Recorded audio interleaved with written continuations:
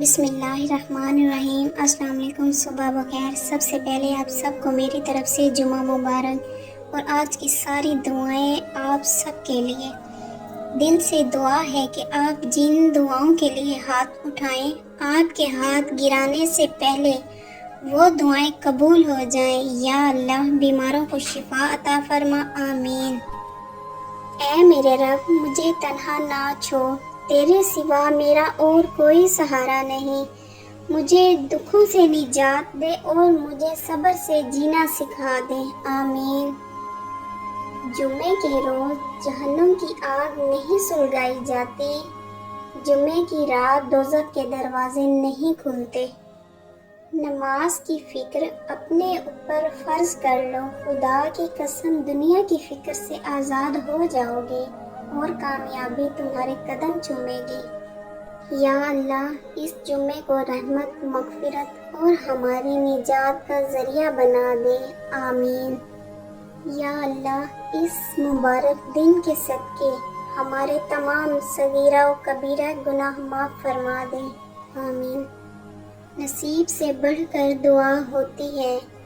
جب انسان کے پاس کچھ باقی نہیں بچتا تو ایک دعا ایسا تحفہ ہے جو اس کی تقدیر کو بدل کر رکھ دیتی ہے۔ اللہ پاک سے یہ دعا ہے کہ جن لمحوں میں آپ ہنستے ہیں وہ لمحے کبھی بھی ختم نہ ہوں، آمین۔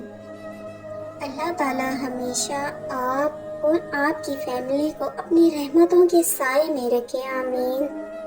یا اللہ، میرے پیاروں کو اتنا عطا کر جتنی تیری شان ہے۔ یا رحیم، میرے پیاروں کے اتنے گناہ معاف کر جتنا تو رحیم ہے۔ یا رحمان، میرے پیاروں کی اتنی مشکلیں آسان کر جتنا تو رحمان ہے۔ یا رزاق، میرے پیاروں کو اتنا کشادہ رزق عطا کر جتنا تو رزاق ہے، آمین۔ وابستہ ہے میری زندگی کے رابطے جن سے، اے خدا ان کو اپنی رحمتوں سے سدا خوش رکھنا، آمین۔ پریشان مت ہوا کرو، تمہارے رب کا تم سے وعدہ ہے، بے شک مشکل کے بعد آسانی ہے۔ یا اللہ، میرے اور آپ سب کے والدین کو ان 70,000 لوگوں میں شامل فرما جو کسی حساب کتاب کے بغیر جنت میں داخل ہوں گے، آمین۔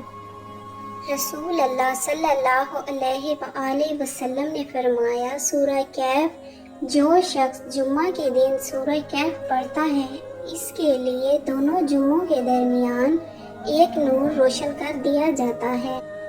رسول اللہ صلی اللہ علیہ وآلہ وسلم نے فرمایا، جو مجھ پر درود پڑھنا بھول گیا وہ جنت کا راستہ بھی بھول گیا۔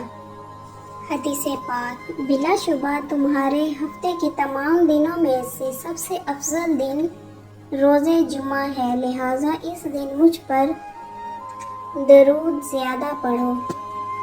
گناہوں کا اثر، رسول اللہ صلی اللہ علیہ وآلہ وسلم نے فرمایا، حجر اسود جنت سے نازل ہوا تھا تو وہ دودھ سے بھی زیادہ سفید تھا، لیکن اولاد آدم کی خطاؤں نے اسے سیاہ کر دیا۔ یا اللہ، میرا اور میری اولاد کا دل اپنی عبادت کی طرف پھیر دے، آمین۔ درخت کے نیچے پانی ڈالنے سے سب سے اونچے پتے پر بھی پانی پہنچ جاتا ہے، اسی طرح اخلاق کے ساتھ کیے گئے نیک اعمال اللہ تک پہنچ جاتے ہیں۔ خدمت سب کی کریں مگر امید کسی سے بھی نہ رکھیں، کیونکہ خدمت کا اجر صرف اللہ ہی دے سکتا ہے، انسان نہیں۔ ساری بات توفیق کی ہوتی ہے، جب اللہ تعالیٰ ناراض ہوتا ہے تو سجدے کی توفیق بھی چھین لی جاتی ہے، فرض نمازیں بھی ادا نہیں ہو پاتی، اور جب وہ راضی ہو جائے تو آدھی رات کو جگا کر اپنے حضور کھڑا کر لیتا ہے، سبحان اللہ۔ یا اللہ، ہر لڑکی کا نصیب اچھا کرنا، اسے چاہنے والا، عزت کرنے والا، وفادار، صالح شریک حیات دینا، آمین۔ یا اللہ، کبھی کسی میاں بیوی کے درمیان کوئی تیسرا نہ آئے، آمین۔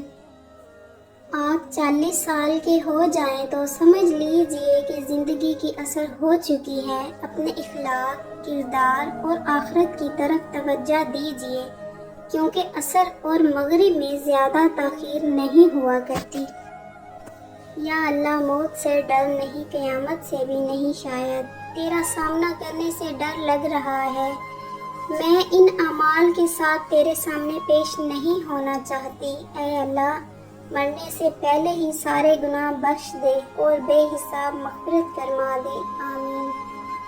جو کہتے ہیں کہ پیچھے مڑ کر نہیں دیکھنا چاہیے، غلط کہتے ہیں۔